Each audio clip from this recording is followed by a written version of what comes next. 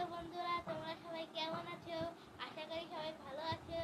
তো বন্ধুরা, আমার মা আমাকে একটা ছোট ব্যাগ কিনে দিয়েছিল। তো ওই ব্যাগটিকে আমাকে বলেছিল যে ওই ব্যাংকে তুমি টিফিন খাওয়ার পরে তোমার যে টাকাটা থাকবে ওইটা তুমি এই ব্যাংকে জমাবা। তো এটা আমাকে বলছিল। তো আমি ওটা আর করি নাই, আমি আমাকে যে যা টাকা দিছে তো আমি ওগুলো আমার এই ব্যাংকে ভরছিলাম। এখন ব্যাগটা অনেকদিন আগেই ভরে গেছে। তো এখন ওকে মানে ভিতর থেকে টাকাটা বের করতে পারবো না, কারণ ওইখানে ছেড়ে যাওয়ার সম্ভাবনা বেশি। আর ও খুব কিউট, এই জন্য ওকে ভাঙতে খুব মায়া লাগতেছে।